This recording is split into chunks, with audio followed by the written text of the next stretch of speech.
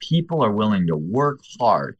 They just have to be met with some result.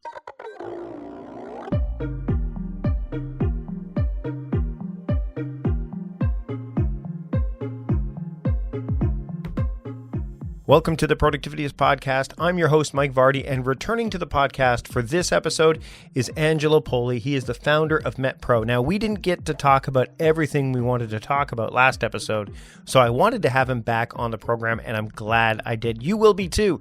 Let's just get right into it. Here is my conversation with the founder of MetPro, Angelo Poli, here on the Productivityist Podcast. Mike, great to see you, my friend. Thrilled to be back. So, the last time we talked, and of course I'm going to link to it in the show notes, we talked about the magic of metabolic profiling. And I mean, I know I want people to go back and listen to some of that, but one of the things that I wanted to touch on is right out of the gate is why is metabolic profiling so vital?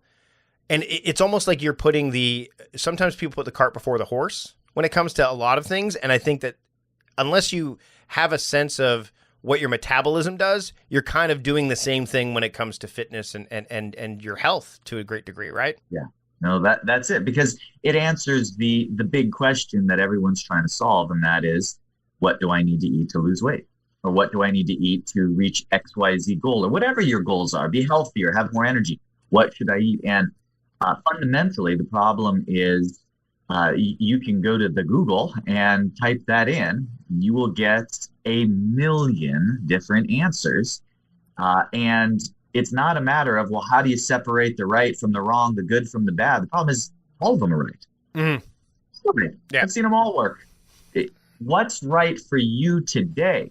Now, that's a question that can be answered if you know your metabolic profile. In other words, your metabolic circumstance and where your levers are. And so that's why we focus on that. We do transformations. Mm-hmm. It's not that your metabolism is more important than your exercise or your sleep or your any other.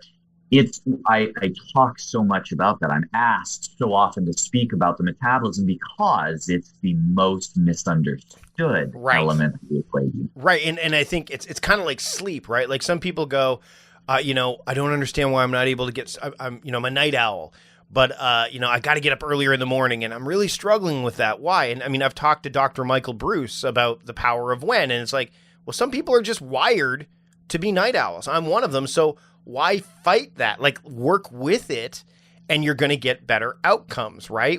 And I would say the same thing applies here, right? Like if you have an understanding and you embrace it, and I noticed when I was on the MetPro program that because I don't like to exercise. I mean, it's one of the things that I resist. Don't tell on yourself now, Mike. No. I resist it. And I know I need to do it. I'm getting older and I'm trying to find ways to make it happen. But if you have an understanding of like what your metabolism and you eat, I mean, people know that if you eat better, then it's going to play a large role in how you feel and your health. And exercise plays a role as well, but so many people they eat whatever they want and then they exercise hard because they want to counteract what they've eaten. And I noticed when I was on the program, I was like, okay, I'm getting the results I want faster because I'm doing the right thing. I'm doing the front end work. I'm embracing that, which therefore means that, I can do a 25, I mean, I'm not spending, an hour or an hour and a half, working out super hard. I'm doing some workouts, clearly. There's an exercise component. But when you do the right things first, it made the resistance for me a lot less, there was a lot less friction because my brain was going, okay, well, you're eating better and and the reason you're eating better is because you have a better understanding of your metabolism and and you're seeing results. And now the exercise is an adjunct or an addendum to it, for lack of it. That's how I was looking at it. I think that and refresh my memory, Mike. Who was your coach? Oh my goodness. I can't. It's Megan or Jesse? I know it was one of the two of them. I think it was Megan. We're going back. I think it was Megan. Megan. I think, yeah, in fact. And yeah, we're going back, and I will say that out of all of the programs that were comprehensive, I'll say comprehensive because it's not just like go on a diet or hit this workout plan. when the comprehensiveness of it wasn't challenging in terms of like, here's what you do. There was no complication there, but because it was so well integrated, I got the best results. Like, and I mean, that's awesome. And now I want to, but I will say that one of the things that kept coming up from my end, and this happens in other areas too, like with time management and all this stuff, this idea of biases, right? So one of the friction pieces that I had to get past was the plan the meals in advance, get things ready in advance, have things good to go. Because if I didn't do that, then the resistance to prep in the moment was that much harder, right? So if someone's let's dive into that. Let's dive into the psychology of that. So when I would do seminars years ago, I used to invite people to say, okay, share with me what's the best result you've gotten, what type of nutritional plan, and you'll hear people, low carb or Weight Watchers, calorie control, whatever, anything. We say, okay, so here's what I want to do. And we're just going to do a mental experiment. The right side of the room is going to do their favorite diet. The left side of the room is going to eat whatever they want. Here's the catch. You can only eat what you put in your lunchbox the day before. That's it. Right side of the room is going to follow your favorite diet. Left side of the room is going to eat anything they want, but they have to prepare it in advance. Which side of the room you suppose is going to lose more weight? And everybody laughs, of course, but they get the point, and that is the premeditated nature, the advanced preparation nature of actually taking the actions of being conscious, selective, and purposeful about their food choices outshines even the best strategies, unless those strategies can also be implemented with purpose. So that comes back to why when we work with our clients, we're looking at two elements. One is the scientific element. So now you'll be listening at home or wherever you're at, and you might nod your head to this. If you're the type of person that's like, man, I eat what all the experts say. I eat really clean. I go off once in a while, but I'm a clean eater and I exercise regularly, but I'm still stuck at this plateau, and it's so frustrating. Well, in your case, that's your metabolism doing its job, working the way it was designed, and it's acclimated to your environment. You're not doing anything right or wrong. It's just your metabolism acclimating, and you're at a plateau. So we need the right science and strategy to subvert that. Mm-hmm. Now, you may be thinking and nodding your head and relate to this a little better. Gee, I know every time I exercise and every time I start eating clean, I seem to get a good result. I start dropping pounds, or whatever your goal is. Problem is, it's so hard being consistent with it. And so that's I'm making up numbers here, but just anecdotally and based on personal experience, if I were to split the room, I would say about 70-80% of people fall into the latter category. Now, I would say the people I work with are disproportionate, because usually people that come to me, have been trying to break through barriers and have tried every meal plan, every approach under the sun. And so now they want to turn to a professional that's going to, cut to the chase, the no nonsense. Here's where your metabolism is at. That's neither good nor bad. It's just, here's what it is. Based on that, we have a finite amount of options. There are 101 strategies under the sun. We're going to make this really easy. Based on where your metabolism is today, you're left with 2. And we're going to start with 1 because it gives you clearly more leverage than the other. So here's what your next week is going to look like. Here's what you can expect 3 weeks from now, 5 weeks from now, and here's where we're going to get. And oh, by the way, it's not easy. But that's the thing, is that what I loved about MetPro when I was on it is, and any good program, whether it's related to what we're talking about here or time management or whatever, simplicity is key. Simplicity is important. It doesn't mean it's easy. Simple and easy are two different things, because the fact that I could go into my cupboard and know, okay, here's the food that's for snack time, and I've packed 4 days worth. Good. And when you can, it's funny. I want to have people go back and listen to the Annie Duke episode as well, because Annie's an expert on decision making. And one of the things that comes up is she goes, you're looking at this cake and you want to eat it now because you're in that moment. But if you think about the 90-year-old you're probably not going to eat that cake, right? Because the cake 90, when you're 90, if you keep doing that every day, you may not make it to 90. So, but we don't think, so in the moment and this happens, again, this is why I actually schedule exercise. Like I schedule that time to be focused on fitness. And it's not like do this exercise. It's broad enough that I could fit the type in there.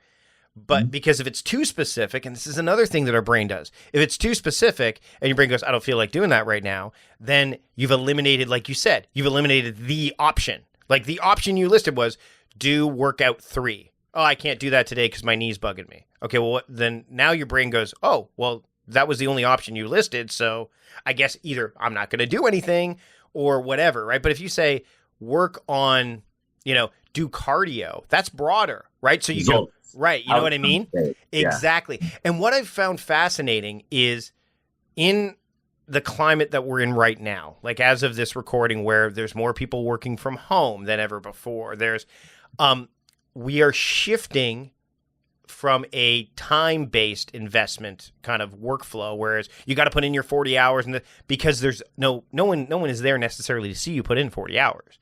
There's trust there. But we're now shifting towards a results-based kind of economy or workflow because you could work not only the amount of hours because we all know that if you're working a 40-hour work week, how much of the time is actually productive work time? But also, if you're more of a night owl than a morning person, you might be cranking it at, 9 p.m. because that's when you're at your best. So you're doing the heavy lifting then, but maybe at 9 in the morning, you're just doing that little piddly stuff so when you have freedom and flexibility, AKA options, then the results can be, you have a greater impact on the results. If time is a factor, but not the ultimate measuring stick and results are, you're obviously going to get better results again, the key is consistency, like you talked about, over time. So one of the things that I was able to do when I was on this program was, when I was on MetPro, is we have the fridge downstairs. We have a fridge that's generally empty, except when there's beer in it, and there's no beer in it right now because I'm making a conscious choice not to have beer at home. On the day that I'm interviewing Angelo Poli. Yeah, no. Or I can only, actually, I have a rule, like beer happens outside of the home. So if I go to a restaurant, I'll have a beer, but not in the home. That's a rule. And it's a broad enough rule that the only thing I know I can't do is have beer in the home. I can still have wine. I still have bourbon upstairs, but I'm also not going to smash back three glasses of bourbon in a night because I know what that does. And wine is not it's not like a quick beverage, right? But the point is that having the fridge downstairs being empty, it's like, oh man, like one piece of friction.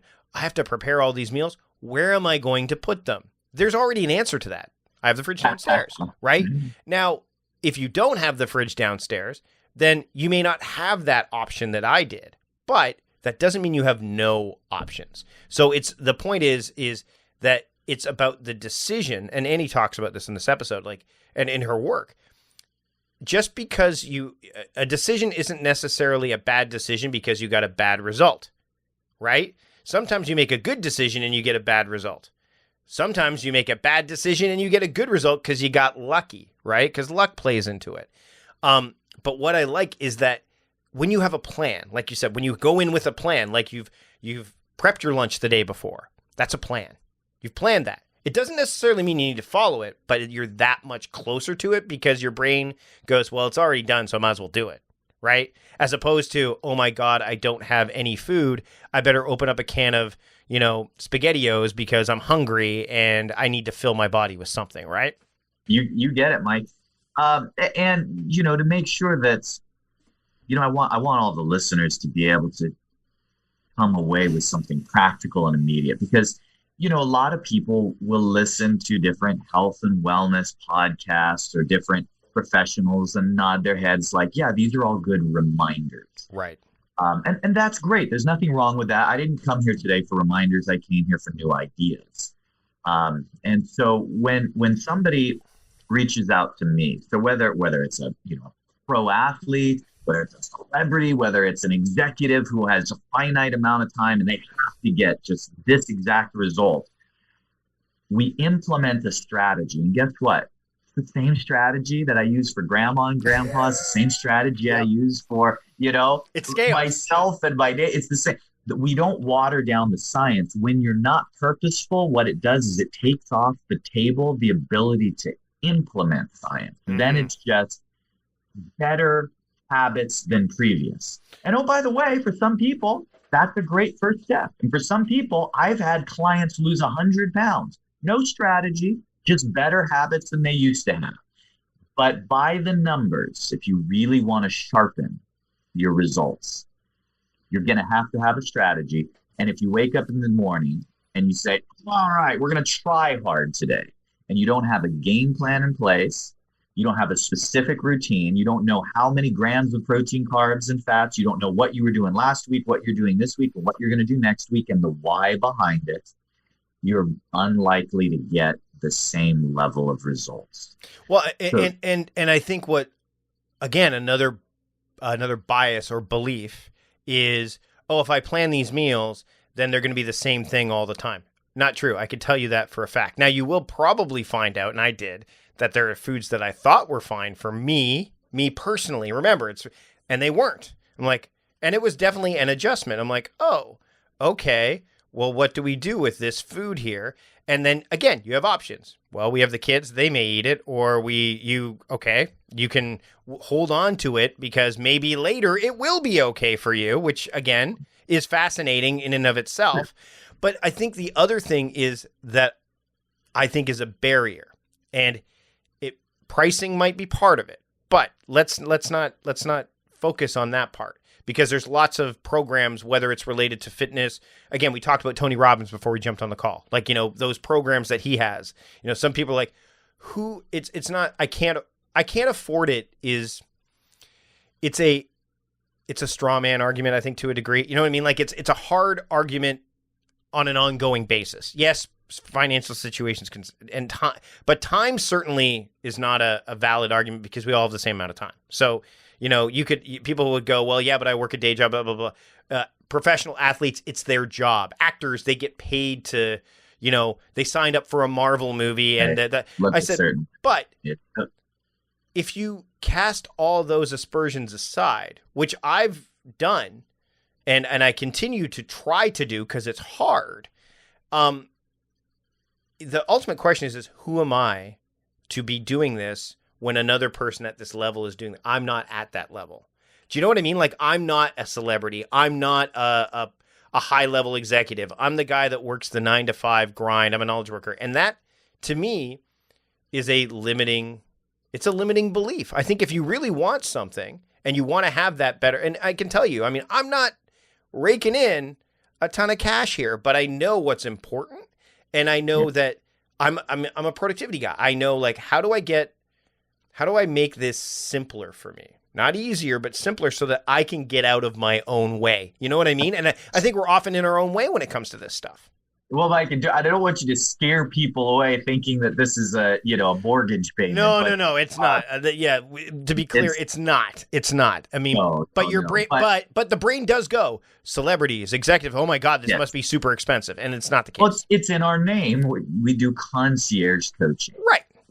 And I haven't always had the privilege of doing that. Mm-hmm. As a business and an entrepreneur, we've had to start with what the market and what the demand was. And so in the industry, the median is, a few dollars a month. Yeah. And so what you end up getting is a well thought out program that has been designed for 10,000 people. And it's a great program. And it works. And for someone. Yeah. And it works. And I not guess for you. Right. But I think the other thing too is that, again, data is really important with MetPro but with other like data is important. When you have the right data, you get a greater understanding, right?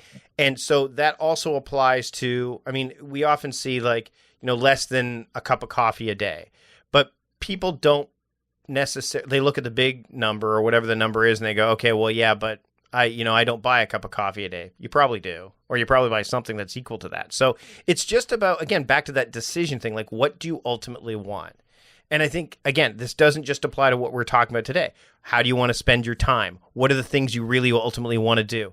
And this leads to a question I want to ask you about, like the correlation between like a healthy body and a healthy mind, because those two things are, but also to productivity, like to doing and functioning at a level that you're going to be able to do all the things you need and want to do. Can we talk a little bit about that? Absolutely. No, we can't talk about that at all. All right. You don't know about the name of this pod. Yes, of course. Well, and so, and to kind of address on both issues, we have a lot of people who invest in their education. At our core, MetPro, Metabolic Profiling, we're a group of educators. But you'd be surprised at how many doctors hire us to learn what we're doing with the metabolism, not because they're intending on working with us indefinitely, but they're doing it as an education.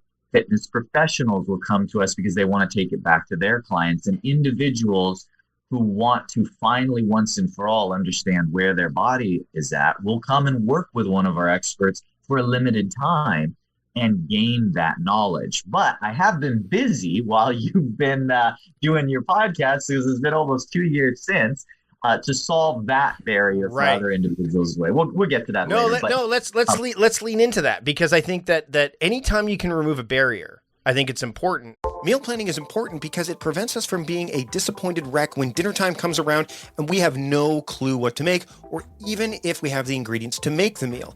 It's a time and a money saver, but most importantly, it frees up valuable brain space. Creating a meal plan prepares us for the week to come and gives us peace of mind that we're organized and can feed ourselves and our family. That's why I do it, and that's why Plan to Eat helps me do it. Your subscription includes access to the Plan to Eat website and fully featured mobile apps on iOS and Android. And Plan to Eat gives you the tools to clip and organize recipes from any website, the ones your family loves and that fit your dietary preferences and needs. And you can create a meal plan around your schedule. Then what happens is the Plan to Eat software automatically creates an organized shopping list based on your plan. So sign up for your free trial at plantoeat.com/timecrafting. That's plantoeat.com/timecrafting.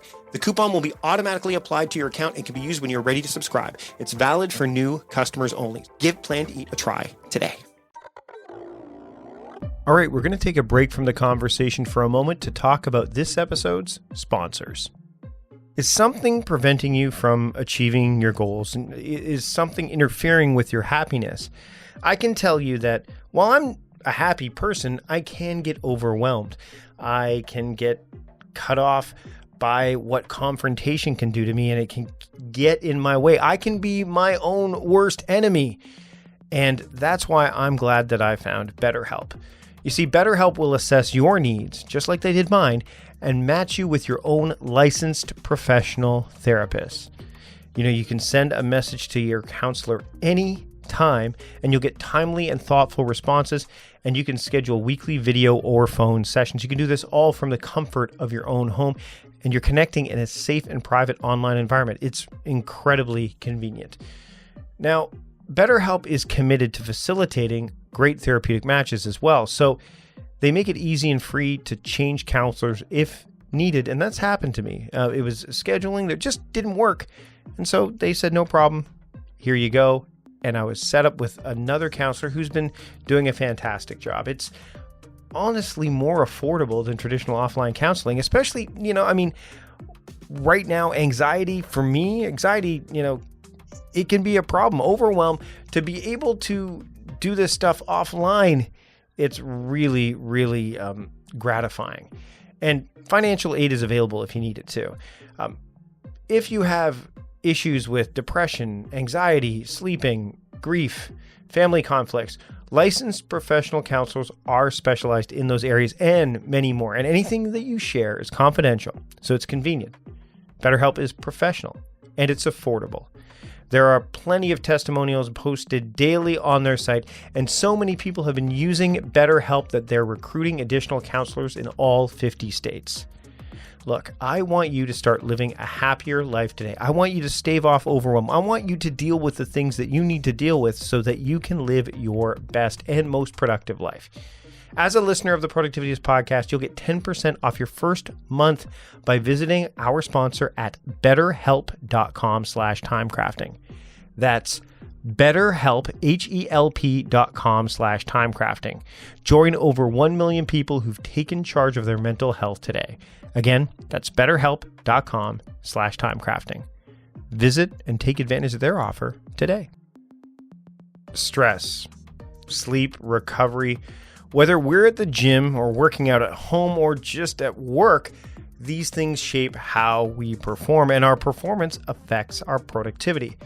Now, I know that when I am not getting the right kind of exercise in, when I'm feeling unfocused, when I'm feeling run down, when my energy is waning, I can't perform. I can't be my most productive self. And one thing I've added to my daily routine, which I've done for quite some time, and after trial and error as to where to fit it, I found the perfect spot, and it's made a noticeable difference for me. And it's NewCalm.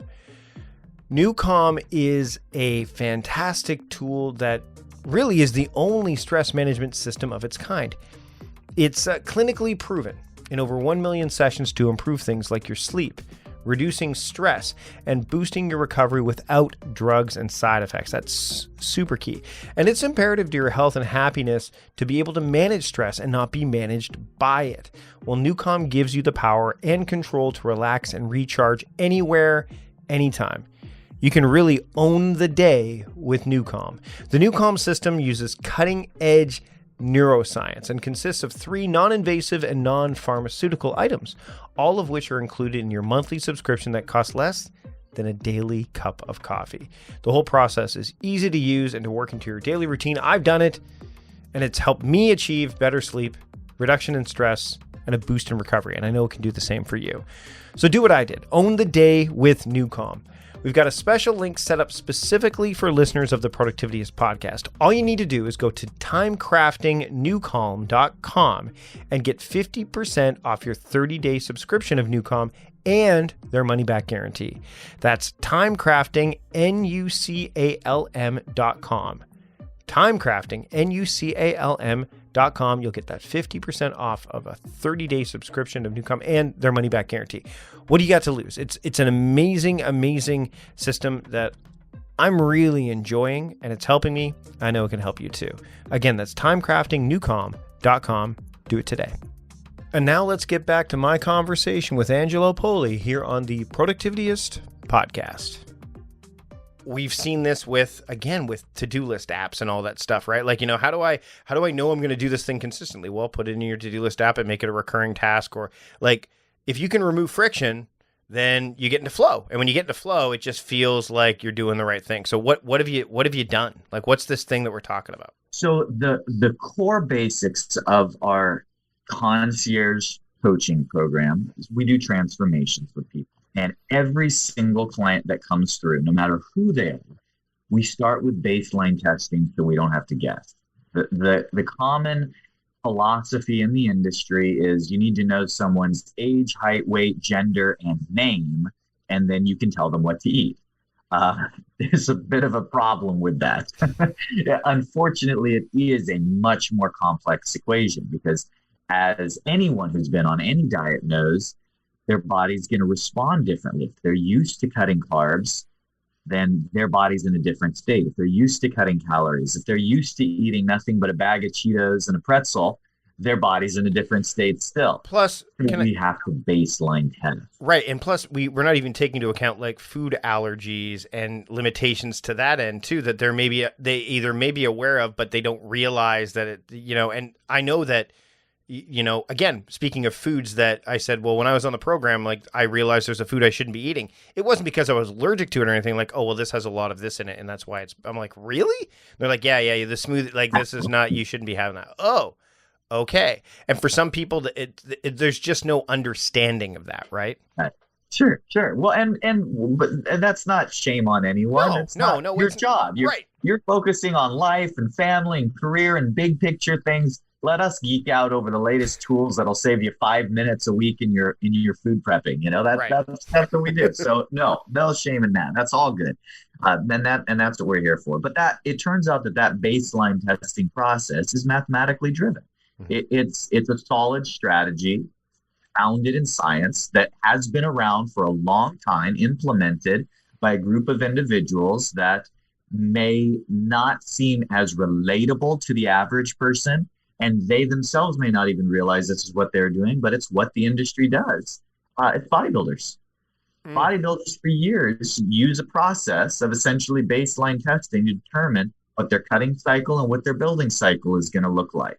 And bodybuilders, I mean, that is less than 0.1% of our clientele. But guess what? It doesn't mean that we use an inferior science for, Aunt Betty or Uncle Bob, who still want to get where they're going as quick as they can. And that means having a good understanding of their body. Just because their goal is health, energy, productivity, doesn't mean that they want to use an inferior science to someone whose goal is 4% body fat and competing on stage. So how do we know where someone's metabolism is? We use a process called baseline testing. And in practice, there are some nuances, but in practice, it's a fairly straightforward process. I'm going to have you eat a basic, centristic, middle of the ground meal plan that I've also had thousands of other women in their early 40s follow, or thousands of other men in their late 30s follow, or thousands of other ectomorphs or mesomorphs, or whatever the basics of your body type. We're going to look at your response on that. We're going to compare it against thousands and thousands of others that are in your demographic that have followed the same centristic base meal plan. And what we're going to get is data. And now if we come back to you and say, yeah, Johnny, your metabolism's on the slower side, you should believe it, because we're comparing it against lots and lots of data points. And so the strategies we're going to implement for you are going to be different than if we came back and said, yeah, Johnny, if you just cut out the soda pop every night or the pizza and pretzels before you go to bed, you're going to have no problem losing the weight you want. So we're going to be able to actually formulate the strategy that's right for you, because I've seen everything in between. There is no fair. Right. There is we think in terms of parity. Humans, we have 2 eyes, 2 hands, 2 legs, 2 feet, right? Yep. It's like, well, what's good for you should be good for me. If it's fair for you, we think in terms of equality. That's natural. Sure. But I think of those terms when I try and play basketball, and I really want to dunk, but I'm a 5'8", I'm balding, hairy Italian. I'm not gonna dunk. It's just not. It wasn't in the cards for me. So let me do what I'm good at. It's not fair. Everyone's metabolism is different. I got a gal who she weighs about 115 pounds. It's a little itty bitty thing. She eats 3,300 calories a day. Jeez. If she so much as misses a snack, she'll weigh a pound less the next morning. I got a guy, he hits his elliptical machine every day, 5-6 days a week for almost an hour.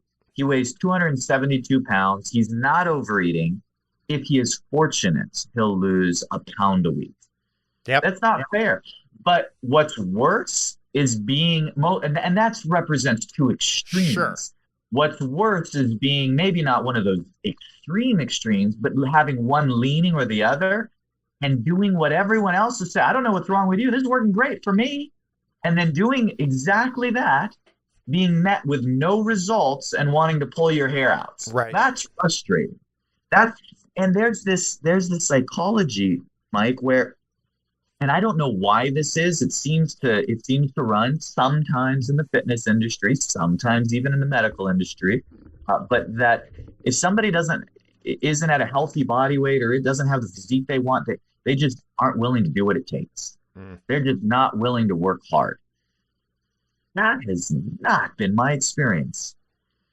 I've been doing this over 2 decades. I've dieted over 20,000 people over the course of my career. I have found that people are willing to work hard. They just have to be met with some results. That's the key. Progress. They have to see some progress. Progress is the greatest human motivator. When you see progress, you're willing to put in that hard work. That's why I tell people there's nothing wrong with an aesthetic goal. It's because it's going to drive the health goal also. There's Yep. nothing wrong with looking in the mirror and saying, I'm making a little bit of progress here. You know why? Because that's going to drive you to the healthy habits that are going to help the blood work, help the blood pressure, help the longevity, help the vitality.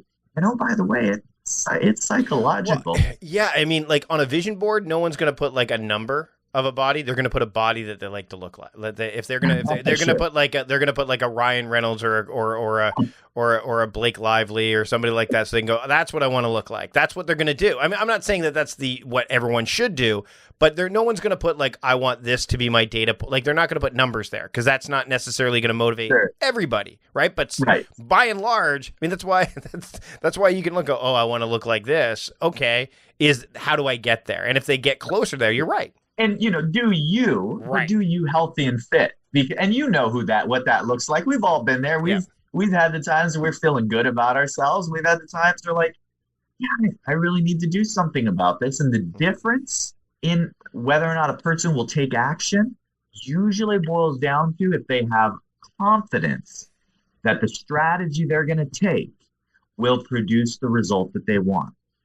Like, why start? Like, oh man, I gotta lose 40 pounds. Why start a process when you don't have a belief in the first place? You don't have faith that even the efforts you're going to put in are going to produce that outcome. That's a huge barrier. Whereas if I said you do this, this, this, and this, and you will be here on this date, you could take that to the bank, most people are willing to put in the work. Right. You just have to have confidence in the strategy you're implementing. I want to touch on when people are working with you and they've got obviously there's the data, but is there a point where they become more self-directed, where they're like, they've got the ability to say, okay, because I think that's a piece that also fosters that progress where it's like, not only am I doing it with the help, but now I feel like the training wheels are off a little bit. Does that make sense? So that's going back to the whole tools, what our company has been working on. Right. Okay.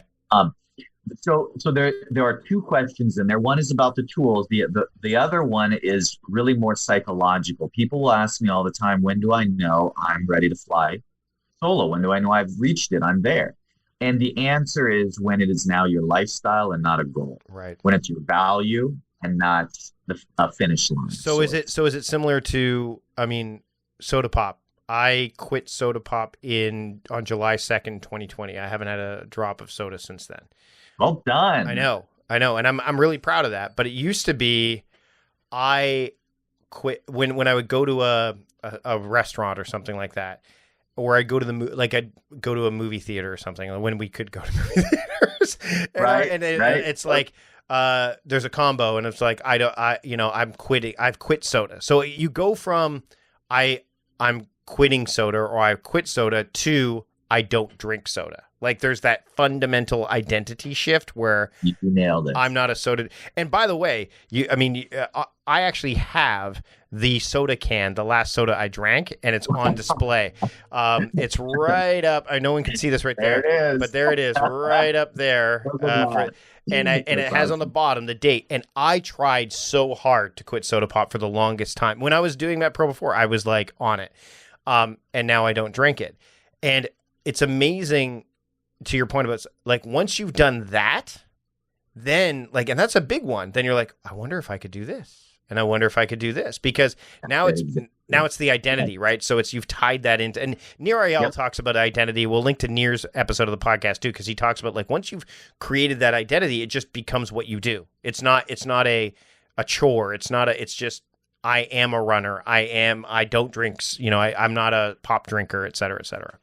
Yep, that's it. So now we have always wanted to make the tools that our coaches use for their clients and help track and analyze the metabolism available to anyone who wants to use them. And so now that's what our company has been busy doing the last couple of years. We've been slowly working on a process of creating a track, analyze, transform methodology that essentially mirrors what our coaches do. Mm-hmm. Now, it's not going to be able to say, I know you had a tough day at work today.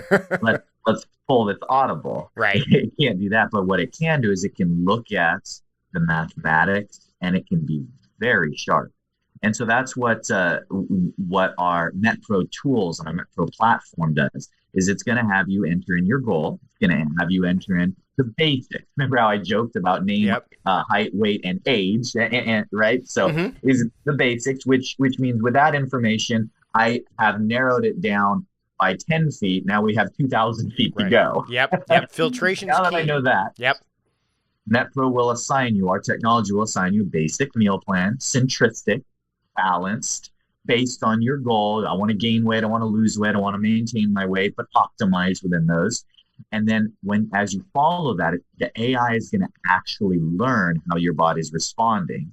You take enough actions where MetPro can say, your data is good data. In other words, here's what your weight has been doing, and I can quantify that it's been based off of eating XYZ and this activity level, whether it's a lot of activity or little activity, but it's quality data. Here's what we've learned about you. Here's your average body weight. Here's how much your average body weight has changed. Here's the direction it's gone. Now here's exactly what MetPro recommends. And we don't knee-jerk reaction change. Sure. We fine-tune, because I know a lot of people are going to say, well, your protocol starts teaching and adjusting in just 2 or 3 days or 3 or 4 days. How do you really know what I need in that amount of time? And it over time becomes more and more individualized as the MetPro AI has the opportunity to learn more and more about your body, your metabolism, your behaviors. Yeah, the more teach you along the way what your body's doing. Right, but that's incumbent upon you providing the data. That's the key too, right? Like you have to be very, the more you give, the better. It's like anything else. The more effort you give, the more likely you're going to get the results you want. Well, and it's worth mentioning at this point, a lot of people say, well, how is your app different from, the MyFitnessPals and the food logging? Well, those are great apps. They do what they're supposed to do. They allow you to log your food. Our protocol, our app is not a food logging app. No. You don't log your food. We actually give you a meal plan. When you follow it, you say, yes, I adhered to it, or no, I didn't adhere to it. So throw out that data. Right. Use data when I adhere to it. Right. So again, cart before the horse. Right. Exactly. We've come full circle. We've come full circle back to the cart before the horse scenario. You got it. Angelo, this has been a fantastic conversation. I am excited to do more with MetPro. We talked about before I jumped on the call, before we started recording, about leveling up. Like for me, it's this year is this year for me, which of course I start in September, is about taking things to the next level. And yes, I'm taking my business to the next level, but I don't like the term work-life balance. I think you don't need to put the adjective in front of balance. It should just be balance. And MetPro, I'm looking forward to it being part of that process on an ongoing basis, because the other thing I noticed is that when I was on it, I was on it. But when I mean on it, things were going, the things were flying in the right direction. Yep. But once I went off of it, immediately, yes, my fridge was less full of meal plans downstairs, and it was actually somewhat fortuitous since our fridge upstairs broke, so it would have been a friction point anyway. We have a new fridge. It was perfect timing. But now we've got the fridge. Man, I cannot tell you how long it took for us to get a new fridge because of all the shipping delays and stuff related to all of the other stuff that was going on in the world. But now we have everything set. I still have the Tupperware containers that we use to fill things. I have everything good to go. And I'm excited to get back to this, because it's an important part. It really is. And I think the big takeaway for me is always like, if I can get the right quantitative stuff in there, and I know I have a greater understanding of that, it makes it that there's that much less friction to actually taking action, so I can get the results I want. Yep.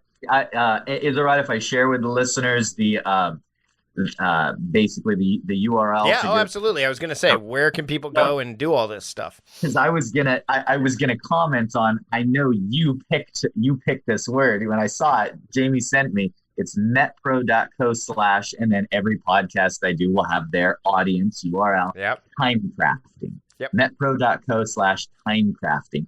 And what a great term. I love that. I knew you picked it, but that's great, because it really, first thing that I teach whenever I'm asked to do a lecture or a seminar is, what's the secret? People ask, what's the secret to success? And I tell the first thing, it's time management. Mm-hmm. Because you could have the greatest strategy, the most scientific approach, something that works flawlessly, but if it's awkward, cumbersome, and slow to implement, it'll never work. Yep.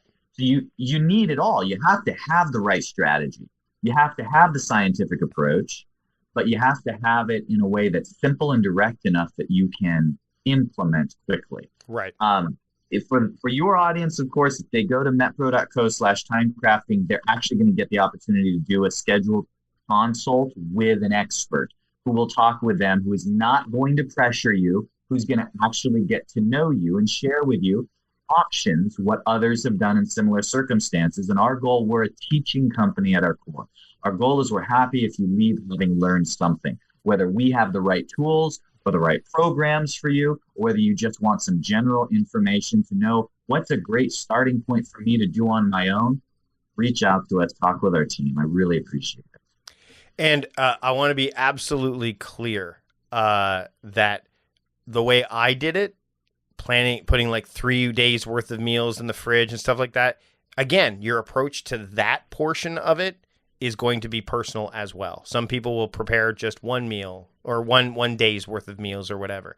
So for me, I'm a bit of an extremist. You can imagine when it comes to time management. So I'm like, I want to get as much done in the foreground as possible. There is a flexibility there that I think cannot be understated. And again, I don't talk about these things unless I've tried them, unless I've put them through the paces. And I have to say, out of all the things I've tried, and I've tried a lot, MetPro, I got the results. And it was through making good decisions with good data and again, going with the expertise of someone who knows this stuff so that they can give me the guidance I needed so that I can get the results I want. And it was working. So I'm excited. Angelo, thanks so much for taking the time to join me once again here on the Productivityist podcast. Thank you, Mike. Thanks so much to Angelo for joining me on the podcast today. It was great to have him back. And if you want to listen to the previous episode that featured him, it's really easy to make happen when you subscribe to the podcast, because you can just go back and look at the archives and find that initial episode. In fact, you can find all 350 plus episodes of the podcast when you subscribe to the podcast in your podcast application of choice. That's Spotify, Apple Podcasts, Overcast, Google Podcasts, wherever you are listening to podcasts, just hit that subscribe button. That way you don't miss a single episode of what's to come, and you can easily search the archives to find what you might want to listen to while you wait for the next episode. That's it for this episode of the Productivityist podcast. Until next time, I'm Mike Vardy, the host of the Productivityist podcast, reminding you to stop guessing and start going. See you later.